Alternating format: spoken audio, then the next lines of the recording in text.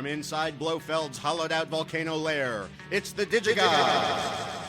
Now here's two men who never tolerate failure in their organization, Wade Major and Mark Kaiser.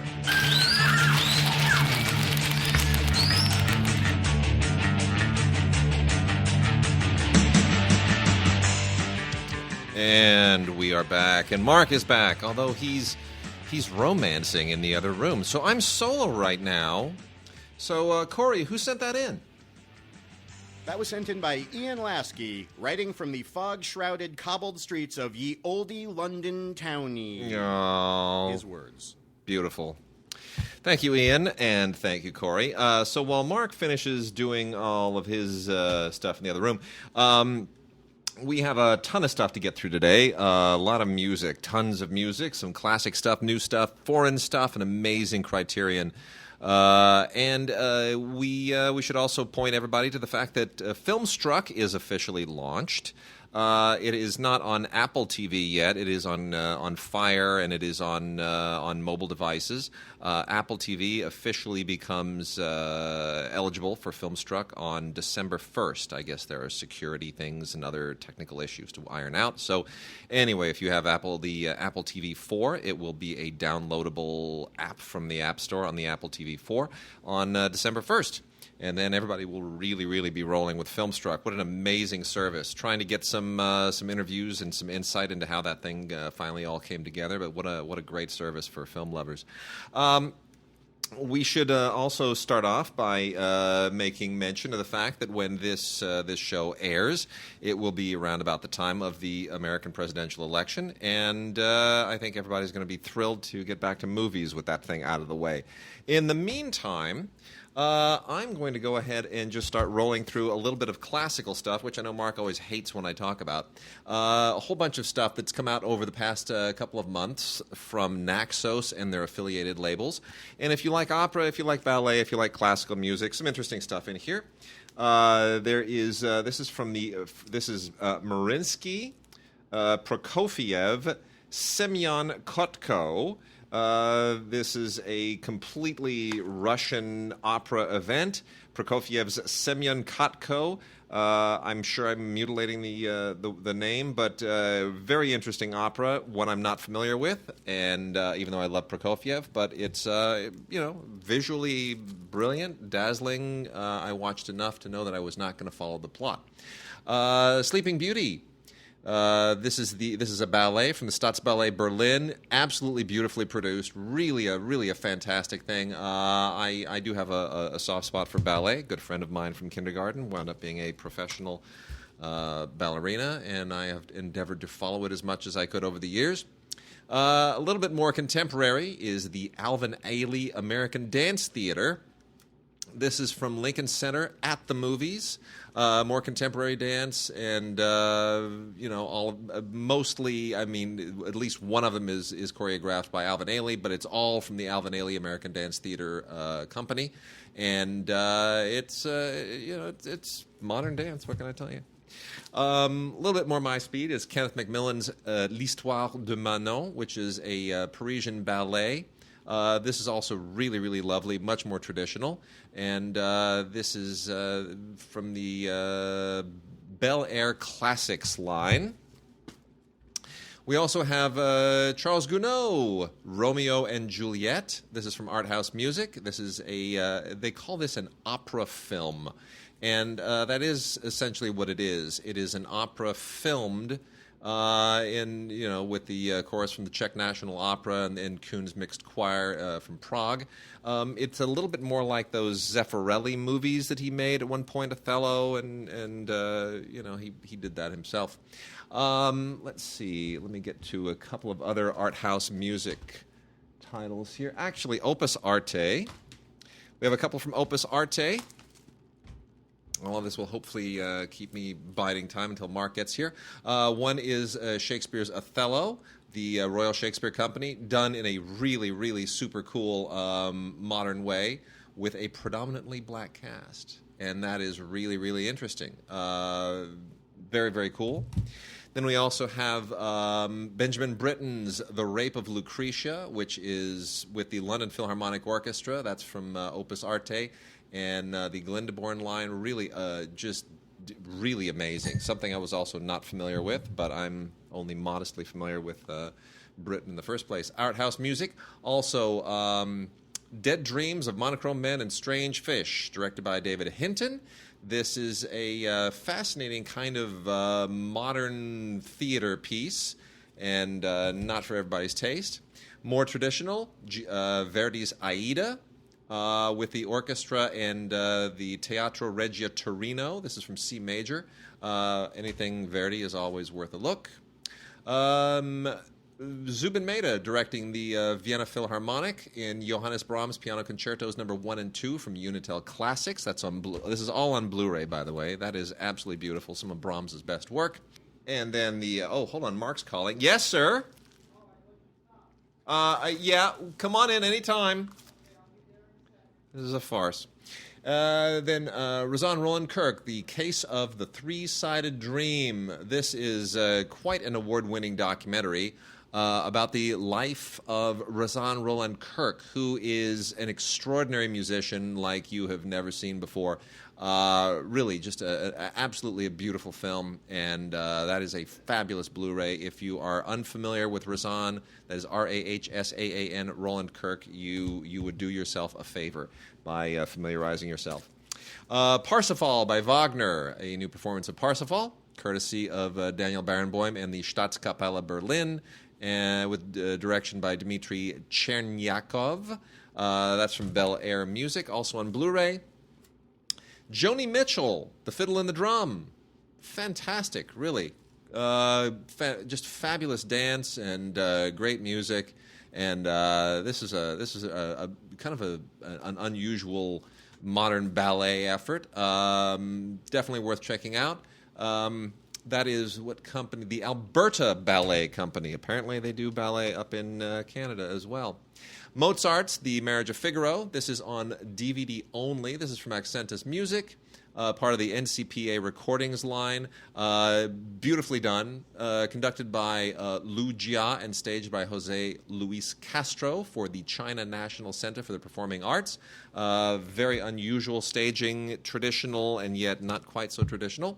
Then we have a choreographed opera of The Picture of Dorian Gray from the Danish National Opera, which is weird and cool and very unusual. I didn't even know this existed. That is also on DVD. We have, coming down to the end here, also all on DVD, Elgar's The Dream of Gerontius with Sir Adrian Boult and the London Philharmonic Orchestra, an original BBC recording filmed in color with a documentary on Adrian Boult. This goes back a ways, and this is quite amazing. Really a spectacular performance, beautifully done from 1968 at Canterbury Cathedral in England. Beautiful. And then The Becoming of the Mannheim Ring is a film by Rudy Bergman, which is essentially a film of the staging of the Wagner Ring cycle from 3 years ago for the Mannheim National Theater. And not quite the most engaging thing in the world. It's a little tough to watch The Ring. It's a little tough to watch it being staged, but for people who are Wagner purists, you'll probably love it. And then Giacomo Puccini's Turandot, also with the China National Theater for the Performing Arts and Chorus, conducted by Daniel Oren, staged by Chen Xingyi. Obviously, any staging of Turandot, however you want to pronounce it, is worth watching. I still say Zhang Yimou's is the very best, but this one is not bad at all. Beethoven's Symphony No. 9, the legendary Symphony No. 9, conducted by Christian Thielemann and the Vienna Philharmonic, is a beautiful rendition. Can't really go wrong with that. And then lastly, from the Opernhaus Zurich in Switzerland, is Bellini's I Capuletti e I Montecchi, which is basically Capulets and Montagues, in other words, Romeo and Juliet, yet again. And as you know, it's an okay staging. This is from 2015. It's fairly recent, but not quite as traditional as I would personally have liked. And with that, we are through our initial classical music section, and Mark is wandering back. Thank you for wandering back. Well, okay. How long did it take you to get this thing going? Like an hour and a half. Yes, Yeah. it took you an hour and a half to get your computer going. Yeah. And so I called my girlfriend. Yeah. Yes, ladies and gentlemen, I have a girlfriend. She lives in Paris. Yes, I have a girlfriend. She is She lives in 5,000 Paris. miles away. Yay. Good for you. All right, so now that I've bored everybody to tears, wake them up, Mark. Tell them what they can expect today. Huh? I don't know. I just walked in. I don't know. All right, so we got new movies. I saw Arrival, by the way. You saw the Arrival? Yeah, how was it? Arrival's good. Yeah, I With hear Amy that. Adams and Forrest Whitaker. Right? It's a good movie. It's a good movie. I saw Arrival at the Soho House. Yeah, Which is the screening room. How is that screening room? I haven't seen it. Nice. Is it? Yes, it seats 50 people. It's got those huge red, plush, soft, comfortable seats, super wide with red velvet footstools, red velvet ottomans. Yep. And we saw Arrival with Amy Adams, and I got to tell you, that director, Denis Villeneuve, whatever his name is, he's the man. Yeah. He is the man. Sweet. If you know what, you realize he's directing Blade Runner 2, and he's one of the and as loath as we all are, whether we are a host or listener, at the idea of there being a Blade Runner 2, if there has to be one, I'm glad it's him. I'm on board. Nice. This guy is super talented. So we went to the Soho House, which is a members-only club. It's $2,000 a year to become a member. I actually tried to join once, and I was turned down because I probably am not rich enough or handsome enough or thin enough. So we saw the movie at their screening room. And then I took our friend Phil. You know, Phil works for Phil works for the state, so Phil gets no perks in life. Uh-huh. So he had always wanted to go to the Soho House, which is like, all the celebrities show up to the Soho House. It's like the big celebrity hangout. So we wound up spending, including the movie, 6.5 hours at the Soho House. Because 2.5 was the movie, and the next 4 was Phil sitting outside because they have a wraparound patio that wraps around the entire perimeter of the building. And so we ordered 3 desserts at the wraparound patio at the Soho House, and then we ate inside. We drank inside. We went to the restaurant down the hall, and all I wanted was for him to see just some celebrity, anybody. Just it seemed like a trip to the Soho House is not complete without a celebrity sighting. So, Hugh Grant walks in. I'm like, okay, all right, Phil. You saw Hugh Grant. Nice. You leave now. That's about the celebrity sighting. That's all you're going to get today, I can imagine. So we were there for 6.5 hours. Saw a terrific movie, Arrival. Very much recommended. Smart sci-fi. Got 3 desserts. Walked my friend around the Soho House, $2,000 a year to join. And saw Hugh Grant and left. It's fantastic. Had a great time. Good for you. Good for you. Well, thanks, thanks, let's talk. I'm glad my evening has your approval. Let's talk about a really terrible movie, Into the Forest. This is a problem. Into the Forest Whitaker? Yeah, Into the Forest. This is just not. This is an unfortunate movie. With some very good actresses, but I just sometimes you just wonder what people are thinking. Patricia Rozema wrote and directed this. Very talented filmmaker with 2 very, very talented actresses, Ellen Page and Evan Rachel Wood. But it's like this weird futuristic kind of semi Mad Max-ish post-apocalyptic. It's like they wanted to do the Hunger Games, but they didn't have enough money, so they just have 2 girls, set in the forest. There's this big this global. No one's seeing that way. No one cares. This global power outage, and they've got to somehow no one cares. make do. It just doesn't really go anywhere. It just feels like Hunger Games with not enough budget to actually do the Hunger Games. No one cares. It's too bad. Anyway, Blu-ray and Ultraviolet, and then is Patricia Rozema's Into the Forest. 2 very fine actresses, Ellen Page and Evan Rachel Wood. A good director, but otherwise just lackluster material. Speaking of good female actress-type people, Bad Moms. Mila Kunis, Kristen Bell, Katherine Hahn. Yeah. Jada Pinkett Smith and Christina Applegate.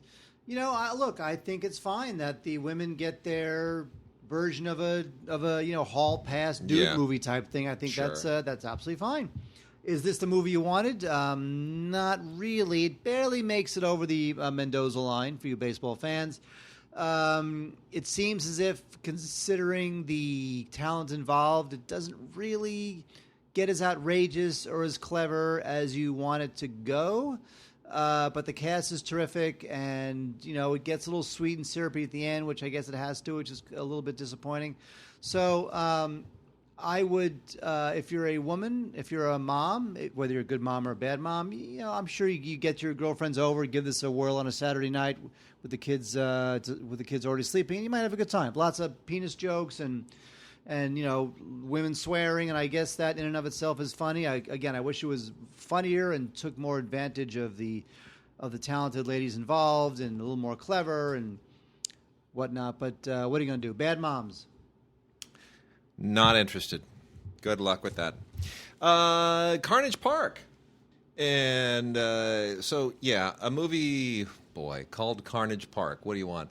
It takes place in 1978, and it's a thriller, basically, in the wake of a bank robbery that's gone completely kaput, and everything goes even more kaput, and it goes completely off the rails.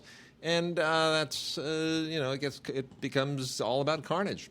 Written and directed by Mickey Keating, who has fun with it.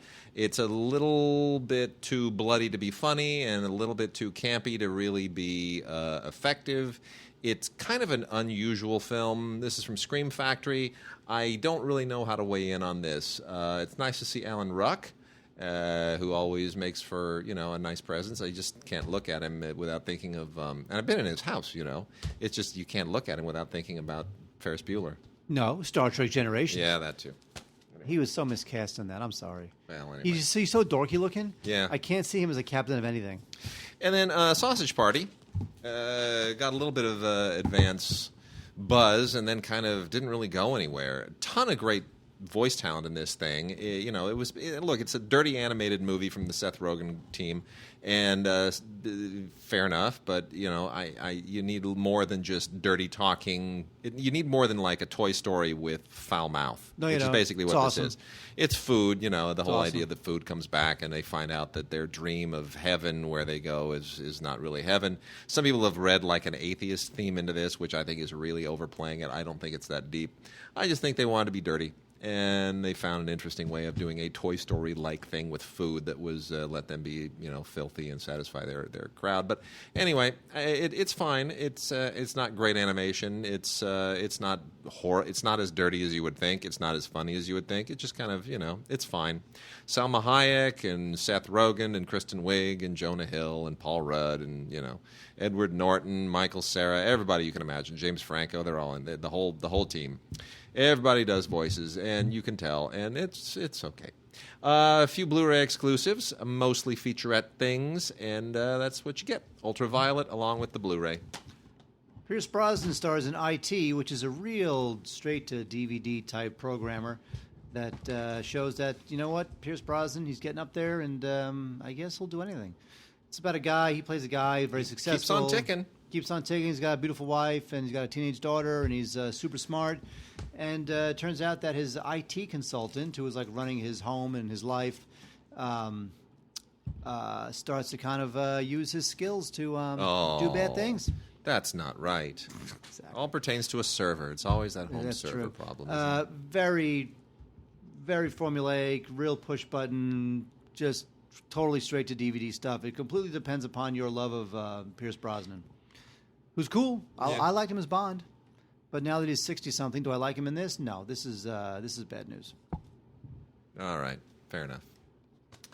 Let's hop into some TV here, Mark. The Durrells in Corfu, complete first season. This is from PBS. Wait. I want to make sure that our listeners are sitting down as you discuss the Durrells in Corfu. The Durrells in Corfu. Because you know that our listeners... Wow, they're on Amazon right now. It takes place. Look, wow. Okay, fine. This is about a people who leave 1930s England to go to a Greek island, And it's beautiful. It's shot in Greece, and it's gorgeous, and it's a lot of fun, and it's a period thing, and it's just one of those great BBC masterpiece things that they do so well, and it always winds up on PBS here as part of the masterpiece line, like Downton Abbey. That took off like gangbusters.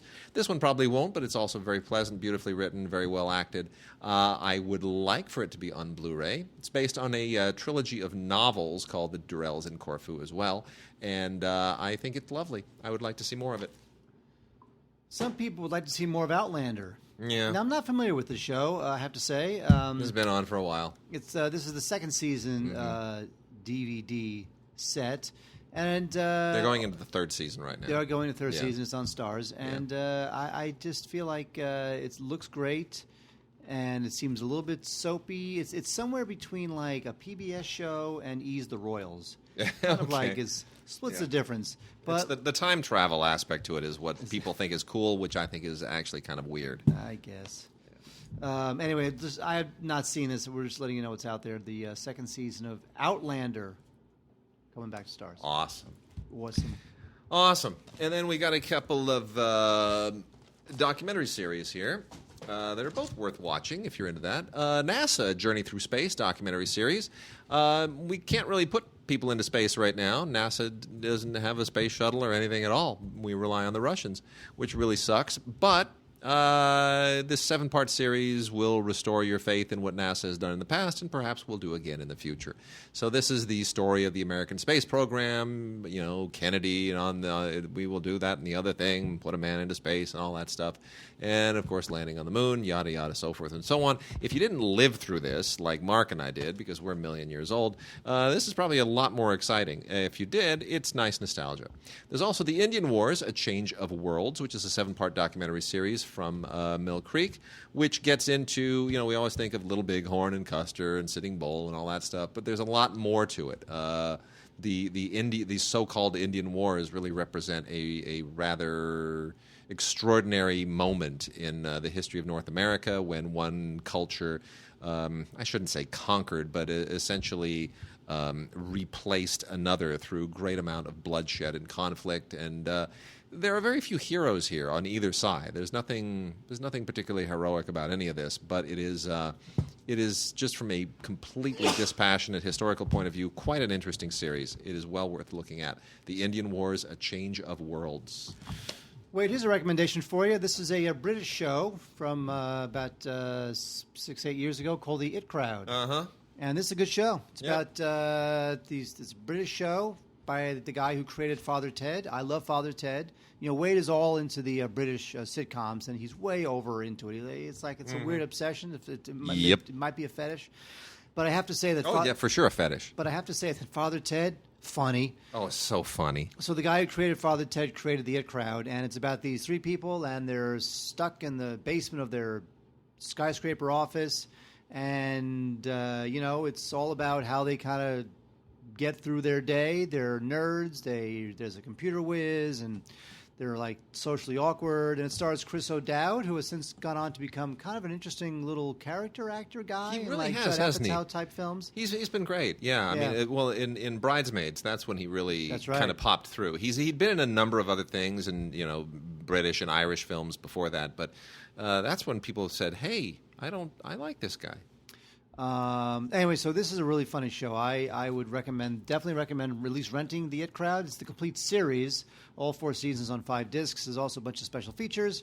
So yes, if you're not familiar with the film, if you're not familiar with the show, The It Crowd, I would definitely give this a whirl because it is funny stuff from across the pond. Yay! Unless you already live across the pond, in which case it's funny stuff from your home country. So, Marco, unless you live across the pond, but you don't live in the UK, in which case it's funny stuff from the continent. So Marco Brambilla directed the Dinotopia miniseries, which is on Blu-ray. And I have to say the whole concept of this is really quite ridiculous. The sort of like a Western frontier thing with dinosaurs. I won't get to any great degree into this. Look, Dinotopia is a ridiculous absolutely pointless miniseries. Remarkably well done with very good special effects, but if you think about it for 13 seconds, it'll just go completely off the rails. That being said, it's got a lot of good stuff in it. Great music by Trevor Jones, really, really good score. Trevor Jones, just one of the great composers of all time. And some really, really good acting, which includes Alice Krieg and David Thewlis, and the always amazing Wentworth Miller. And this is where I want to go with this, because not really, Dinotopia, Blu-ray, whatever. Is he always amazing, Wentworth Miller? Wentworth Miller is just so much fun on those. He's the best thing about all those DC shows, about The Flash and Heroes of Tomorrow. He's the best thing about all that stuff. Have you watched any of that? You don't, do you? No. You don't watch The Flash. Nerd. You are so Earth 2. You are just so Earth 2. Nerd. Anyway, yeah, that's what it is. So, all right, real quickly then, let me go through 3 foreign language films that we have this week. We've got an Israeli film called The Kind Words. I don't think it's as great as a lot of other people seem to think that it is. This is from Strand. I think I've certainly seen better films that deal in some of the same material. But in any case, this is about 3 siblings, a sister and 2 brothers. And they discover after their mother's death that their father was not really their father. What? Boom. Yeah, boom. And now, of course, you have to undertake this journey of discovery, and it's a big family thing. And it's okay. It doesn't really sort of do what you expect a movie like this to do, but it's fair enough. It's decent. Then we have, from Film Movement Classics, another really, really great classic foreign language film from 1976, Ettore Scola's Ugly, Dirty, and Bad. I'm so glad Film Movement is doing this. Their classics line is really moving up there into like Kino and Cohen and Criterion territory. They're getting so many good films. They're really good transfers. And Ettore Scola, of course, one of the great Italian directors of the sort of late period, post-Antonioni, what? Post-Uwe Boll? Yeah, sort of the post-Antonioni, the late Antonioni period. Anyway, Ettore Scola, really great director. Significantly overlaps with all the others in the 60s and 70s, but this is a terrific film. It is pretty long. It's just under 2 hours. It is quite funny. Although it's a little tiny bit dated, it's of a certain kind of Italian humor that they don't really do anymore. But anyway, if you like Roberto Benigni movies, you will probably enjoy it. It's more in that kind of vein of about a guy who inherits life insurance money and doesn't want to actually give any of the money to his relatives, and then it turns into a bit of a farce thereafter. Great commentary from Richard Pena, who is the director emeritus of the New York Film Festival and a professor at Columbia University, and really well worth checking out. And then, of course, here's the gold standard this week for foreign language films, The Complete Lone Wolf and Cub on Blu-ray from Criterion. If you are not familiar with the Lone Wolf and Cub films, there are 6 of them, and it is essentially about a roving samurai and his infant son who's in a baby cart that's booby-trapped, and lots of really great feudal Japanese action to go. This also includes the high-definition version of the original Shogun Assassin, the 1980 movie, that took the first 2 films and then edited them together and created like an English dubbed version of it. So you get that here as well. There are also other re-edits of the other films that are part of the Shogun Assassin series of films. Those are not here. Those have been previously released. They are still on DVD, very hard to find. But this also includes a 2005 documentary about the making of the series and new interviews, and it's just really loaded with great stuff to really give you a great background on this. Here's the thing about these, though. The Lone Wolf and Cub films, which are absolutely wonderful, are based on a manga. Get this. You're going to love this. So the Lone Wolf and Cub manga inspires the movie series, which is then re-edited into the movie Shogun Assassin, which then inspires a graphic novel in America called Road to Perdition, which is then made into the movie The Road to Perdition. So The Road to Perdition is based on a comic which is inspired by a movie that was re-edited from 2 other movies that were based on a manga. What? Did you follow that? No. Pretty great. So anyway, Road to Perdition basically is the American descendant of this. I would love to do a documentary someday if anybody were willing to fund it, about the weird back and forth lineage between Japanese and English language material. Kurosawa and all the Shakespeare and the Ed McBain, and you know what I mean? And then It always seemed weird to me that because High and Low is one of my favorite Kurosawa films. I think High and Low is great. Yeah. But when you read that it was based on an Ed McBain novel, it seemed like two different worlds. You go, what? How'd they connect? Yeah. Okay. Oh, Wade, shut up. That's my transition to anything I say. Wade, shut up. Yep. Big release of the week, as far as I'm concerned. Yeah. Taxi Driver. Anniversary. 40th anniversary of Taxi Driver. Cannot believe it's been that long. It's been 40 years since Taxi Driver. This, of course, won the Palme d'Or in 1976 at the Cannes Film Festival. And it's weird when you think that Taxi Driver won the Palme d'Or. Can you imagine them awarding like a Taxi Driver of 2017 the Palme d'Or? Right. Glah. Fla. This is one of the all-time great films. I have to say that if you do not own any other Taxi Driver Blu-ray iterations, you should definitely buy this. If you own one of the other Taxi Drivers, you might want to take a look at this. It's got the original 1986 commentary from Scorsese and Paul Schrader, recorded by the Criterion when it was out on Criterion. It's a two-disc set. It's got a making of, which is great. It's got another commentary. It's got a couple of featurettes about the New York locations and all about Scorsese talking about the film. It's a brand new 4K transfer. It's a grainy film. It's an old film. It's a 40-year-old film, so it's not going to look like Guardians of the Galaxy, but it's as good as it's ever going to look. It also includes a brand new Q&A featuring Scorsese, De Niro, and Jodie Foster. De Niro, of course, never the most talkative guy, but you have Scorsese there, and he's always awesome, and I love Jodie Foster. So I don't know what to tell you. Taxi Driver, one of the great films about just alienation and being unable to connect with other people and just utter, complete, desperate loneliness. It really is. And Bernard Herrmann, what a great score by Bernard Herrmann. Right? Fla. So I just think Taxi Driver is one of the all-time great films. Now, some of this might be, some of the residents might be peeled off by the fact that Travis he's a veteran, he was in Vietnam, and we don't really. That doesn't mean that much to us today. That definitely added a layer of depth that doesn't resonate now. But that being said, there's still so much amazing stuff in this movie. This movie is just they don't make them like this anymore, Wade. I know. They don't. So, Taxi Driver, I would seriously consider double dipping. Take a look at the one you have now and see if you want to replace it, because you would be justified in doing so. Totally. All right, a bunch of Olive titles. Got a great Olive batch this month. Really, really good. A little bit of obscure, a little bit of cool, but the obscure stuff is really, really super cool. So, there's a movie called Special Effects, Mark. No, that's not the Brian Brown film. Remember the old Brian Brown film? No, that's FX. Got it. This is called Special Effects. Interesting. And it's basically a thriller. It's a very kind of inside meta Hollywood thriller from 1984, late in the career of the great Larry Cohen, who wrote and directed this, one of the great all-time exploitation filmmakers. It's a thriller that sort of satirizes thrillers. And this is, of course, when special effects was just becoming a thing, right? Star Wars really took special effects movies to a whole new place in 1977. Nobody really went out to see special effects movies prior to that. They'd see movies that had, optical effects, I should say. That wasn't really a thing until 77, and then it became the only thing. Then we got, Star Trek and Superman and Close Encounters and on and on and on.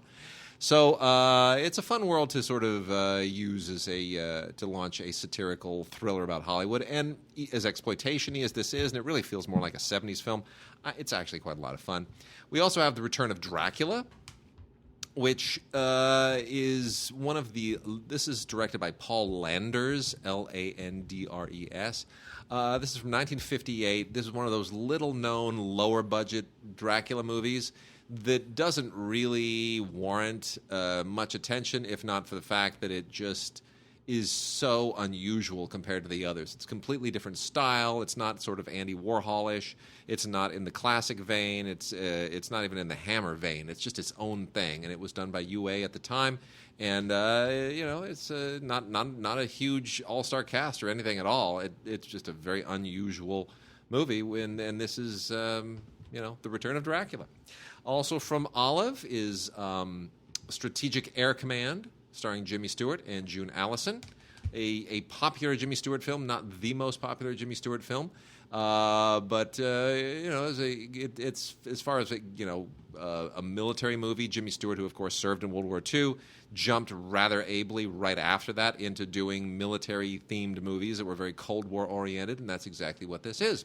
It was shot in VistaVision, and it looks gorgeous. That's the most important thing to see here. It's a pretty decent Blu-ray transfer, but the VistaVision really does make it better. And let's see. Then we've got this is an interesting one. Little Foss and Big Halsey, Fauss and Halsey, Halsey. Little Foss and Big Halsey.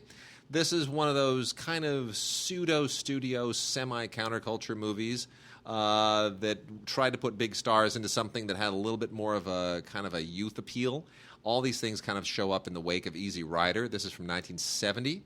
And the only thing that sort of elevates this above being one of those sort of rebel youth movies from the 60s is the fact that it has Robert Redford in it. Really very ably backed by Michael J. Pollard, Lauren Hutton. Best diastema ever, right? Lauren Hutton? Diastema? Oh, yeah. Yeah. That was Letterman-esque. Letterman-esque. Love the diastema. Noah Beery and Lucille Benson. And, yeah, it's a motorcycle racing movie, and it's whatever. It is. It is what it is. It doesn't really. It's not a great movie, but Redford looks good, and the motorcycles are fast, and the performances are decent. Mark, have you ever seen Gas? Yeah, no. I thought you were going to say, have you ever seen... No, this is there was like... a film called... Yeah, with Dirk Benedict as the guy who turns into a snake. No, this is Gas. It's like with G-A at the front of it. This is another one of those, it's also from 1970, one of those semi-counterculture-y kind of things, but this gets really weird. This is one of those post-apocalyptic deals when they were not really doing a very good job making them, like pre-Omega Man. Oh, right? Yeah, like Omega Man was incredible. Well, Omega Man was when they first kind of got the post-apocalyptic thing right. No. Yeah. Wait, no. You know what it's all about? What's it all about? Damnation Alley. Yeah. Remember Damnation Alley? Where giant cockroaches. I thought it was like a big scorpion that attacked their little Oh, that's car. what it was. It was a giant scorpion. Yeah, that's right. Anyway. Best. So anyway, yeah, you get an interesting cast here. Ben Vereen and Cindy Williams and Bud Cort. It's a little, it's definitely a 1970s before these people go on to do better work kind of a thing. But the distinguishing characteristic of this is the fact that this was written by George Armitage, okay, good screenwriter, and directed and produced by Roger Corman, who clearly was trying to do something much more, I guess, somewhat professional. He was trying to do something a little bit riskier than what he was otherwise doing at the time, and it doesn't quite get there. But it's an interesting artifact. It's a really interesting and unusual movie. Yul Brynner, Robert Mitchum, and Charles Bronson in Via Rides. It's a Pancho Villa movie. I don't know what else. It's pronounced Pancho Villa. Yeah, it's a Pancho Villa movie. I don't really know what else you can say about this, except that Yul Brynner is an absolutely ridiculous Pancho Villa, and it's great. It is great how awesomely ridiculous he is. There's nothing about a Ukrainian man that even remotely can pass as like a Mexican, legendary bandito. It doesn't work. It worked for Eli Wallach.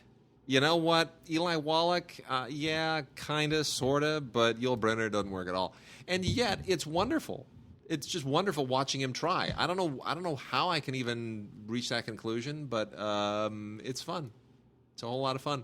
And really, really good cinematography. Jack Hildyard who did Bridge in the River Kwai, shot this, and it looks gorgeous, and the Blu-ray is a really solid transfer.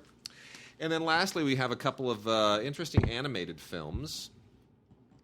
Effectively, they're not. It's not anime per se. It's Korean animation, which is kind of sort of anime. And these are both relatively recent. One from 2011, one from 2013. The one from 2011 is The King of Pigs, and the one from 2013 is The Fake. Now, there's a whole history and a whole Korean animation backstory to this that we don't really have time to get into. But what's interesting about both of these films is that they are, and these are directed by Young Song-ho. Young Song-ho. And what's interesting about both of these is that they're not really like anime films in the animation sense, but how do I even put this? They evoke anime, but they're not anime. You can tell that, like as there is very often the case with Korean culture, you can tell that there is an ancient historical Japanese influence on it. But the dramatic structure of these things, these are essentially just straightforward family dramas. Very, very interesting, very unusual, and very uniquely Korean. So with that, I would say if you are an animation buff, The King of Pigs and The Fake are worth checking out. Really interesting acquisitions from Olive. What? Oh, you put everything everywhere. I just dropped everything all over you. That's what I do. How are you feeling, by the way? Are you finally over your cough and all that nonsense?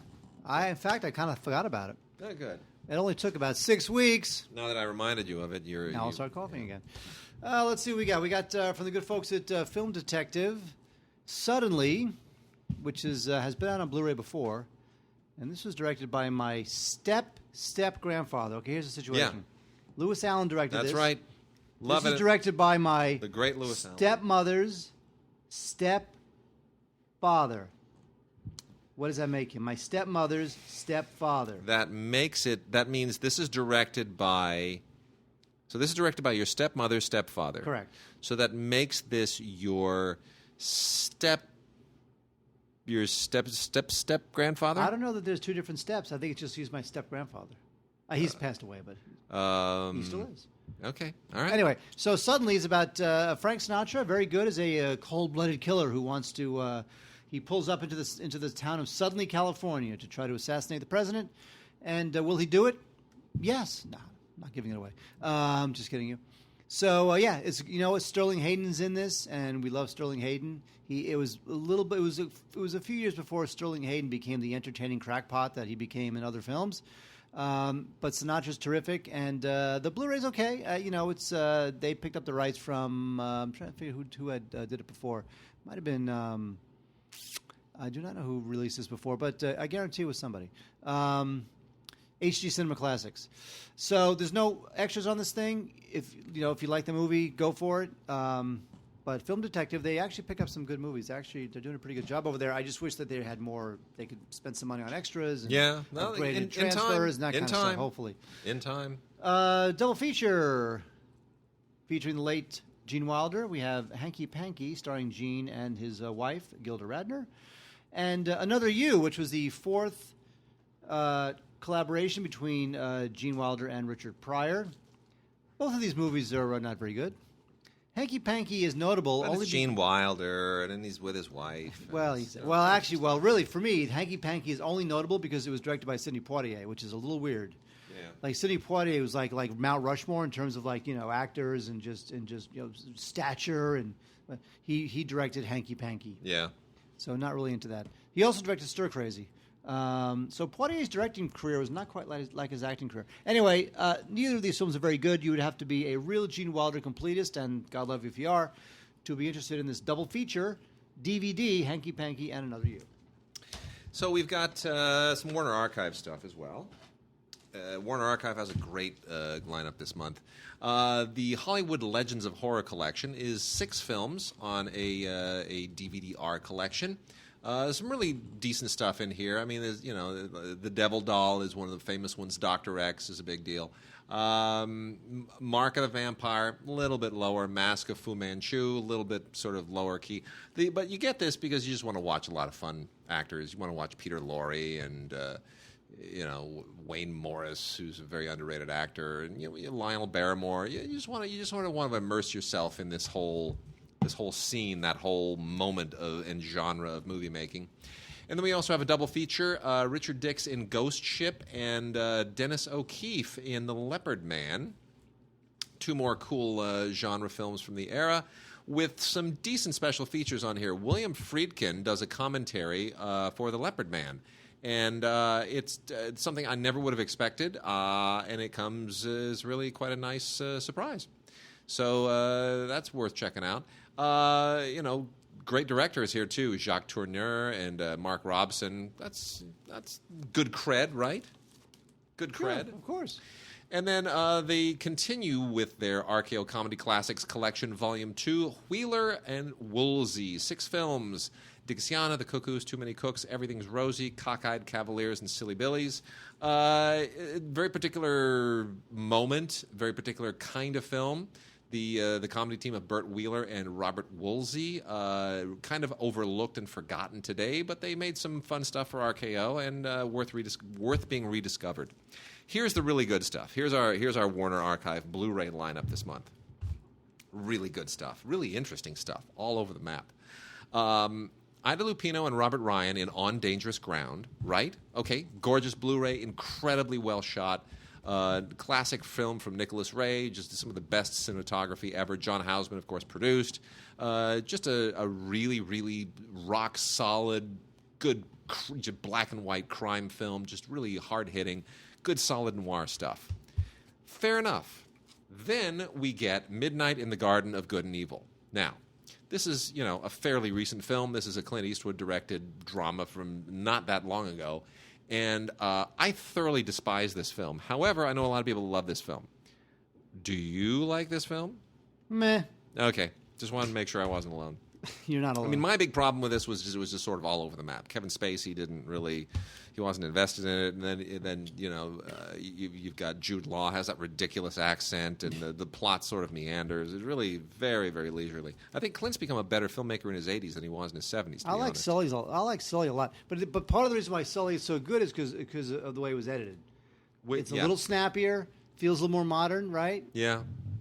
Well, you get interviews here, which is about as much as you could probably expect for an archive Blu-ray extra of a recent film. And then here's the one that I really want to spend a bit of a moment on. I did not see this coming. Body Snatchers from the Warner Archive collection. Is that the Abel Ferrara one? This is the Abel Ferrara one. That's pretty good. This it's film, not the best of the Body Snatchers films, but it's pretty good. Well, Larry Cohen again shows up here, gets a screen story co-credit, and even though he doesn't get a screenplay credit, I'm assuming that at some point there was a script of his that was somehow involved in this.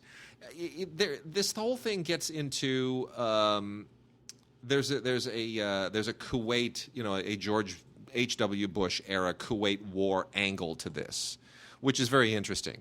There's like a game that the one guy that remember the Kuwait. There's the little finger game that they play, which I saw this at Cannes, and this is what I want to get to.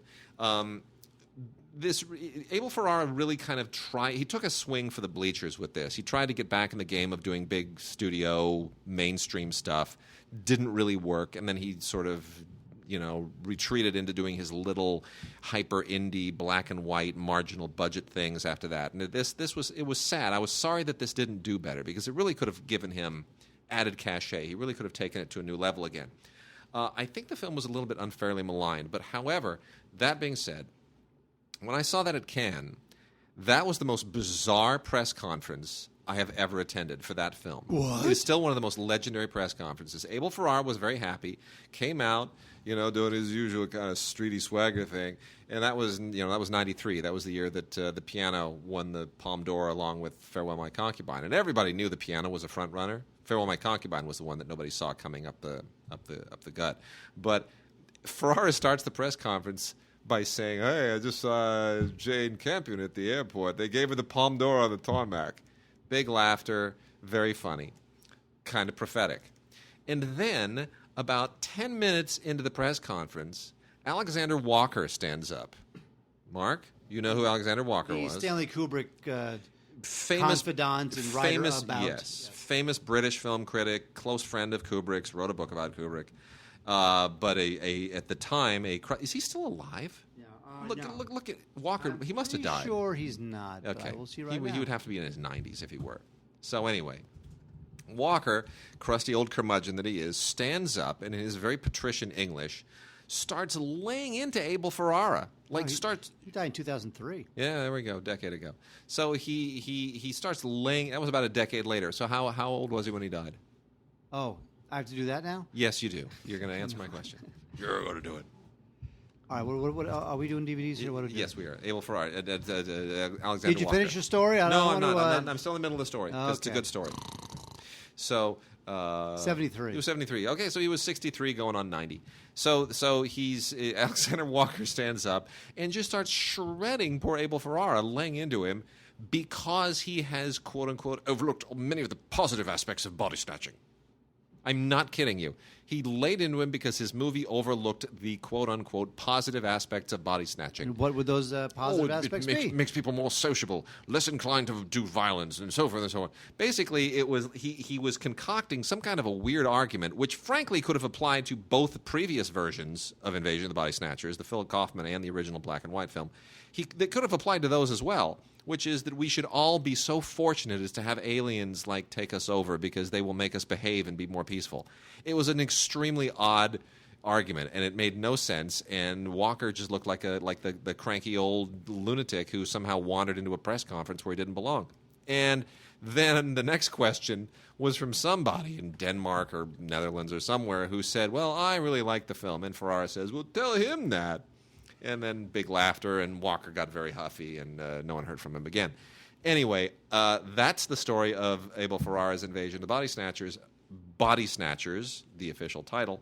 And it's now out on Blu-ray from the Warner Archive Collection, and it is worth checking out. It is worth revisiting. It's a better film than anybody gave it credit for at the time. I agree. Yep. And not just because you drop some names at the press conference. is correct. Alexander Walker does this, and then Mini does that. Yeah, well, there you go. Private Property is from the good folks over at Cinelicious, Yeah. and they did a real Cinelicious Picks. They did a real nice job Right. resurrecting a film that was considered to be lost. This is stars Warren Oates, Corey Allen, and Kate Manx, and this is basically a film about a rape. Yeah. It's a They played kind of a long lost film. It is. And it was a bit of a bit scandalous at the time. Well, it was because Warren Oates and Corey Allen they play these drifters, and one is named Duke and one is named Boots, and Boots has no sexual experience at all. So Duke decides he's going to break into a house and basically find him a woman to have sex with. And so it's a pretty deranged, dirty little film. And it's got a very young Warren Oates before he became, Sergeant Hulka, Right. and that kind of stuff. Right. And it's a good film. It was the guy who wrote it and directed it. He was involved in The Outer Limits. Oh, Leslie Stevens. Leslie Stevens, that's right. Yes. Yeah. Who was like sort of the Rod Serling of The Outer Limits. Yeah. Yes, and what's interesting is actually Leslie Stevens and Kate Manx, who plays the woman, they were married at the time. Oh, I did not know Which that. is a little creepy when you see your wife, getting terrorized by Warren Yeah. Oates and whatever. And Warren Oates and the guy who a few years later would terrorize James Dean in Right. Rebel Yeah. Without a Cause. Sure. Anyway, Private Property, I recommend this mightily because it is a great example of a film that is just terrific and has been lost and deserved to be resurrected, and it has been resurrected by the good folks at Cinelicious Picks. So good for them, and definitely check out Private Property. It is a real surprise. And three interesting little blasts from the past. The first one is from the Arrow line, another cool exploitation film from the mid to late 90s. The Initiation. This is just one of those sorority sister slasher movies. Significant primarily because this was the first film for Daphne Zuniga. This was when she, actually 80s. I didn't mean 90s. 80s, mid to late 80s movie. I used to like her. She was cute. Yeah, this is Daphne Zuniga doing her. I thought it was Zuniga. Is it Zuniga? Daphne Zuniga, I don't know what it Zuniga, is. whatever. Anyway, All I know is back in the day, she was cute. yes, she was, and she's perfectly fine here as well. A lot of extras. There's a new interview with Charles Pratt Jr., who wrote it. New interview with Christopher Bradley. A lot of extended scene trailers, the usual things. So it's a nice new addition to the Arrow line of kind of culty classics. And then these are awesome. These are absolutely awesome.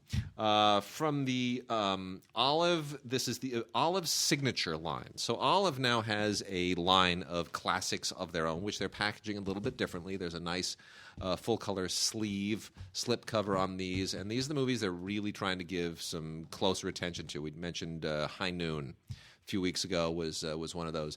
And boy, is this awesome. The first one, Night of the Grizzly with Clint Walker.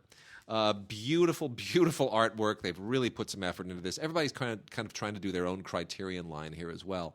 And Night of the Grizzly still holds up. I got to tell you, there's certainly a Walking Tall feel to this, except he's not getting revenge against humans. It's he's trying to kind of take out the grizzly. So there's a little bit more Jaws, I guess. Jaws or Godzilla of some kind. Grizzly is just, or Cujo, right? This is like Cujo with a bear. Anyway, Joseph Pevney, who did a lot of Star Treks, directed a lot of Star Treks, this is one of his big feature efforts, and it's a really, really cool film. Totally holds up. 1966, right before Pevney went on to do a lot of Star Trek. Keenan Wynn, Jack Elam, a lot of those good crusty-faced guys show up in this thing. Beautiful, beautiful transfer. Fantastic audio commentary by a film historian. Bunch of featurettes, including world premiere archival footage. It's really, really great. And then here's the big mama. From the Olive signature line, The Quiet Man. John Ford's The Amazing The Quiet Man. Maybe the best film that John Wayne ever made. John Wayne, Maureen O'Hara, Barry Fitzgerald. Great cast, great movie. If you're Irish, this just goes right to your heart. I'm a quarter Irish. Really, really goes right to my heart. Really fantastic.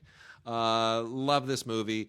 And the thing that I particularly love about this movie, this wonderful, wonderful 1953 movie, is that 30 years after this movie was released, this was released in 53, 30 years later, Mark, where was this movie memorialized?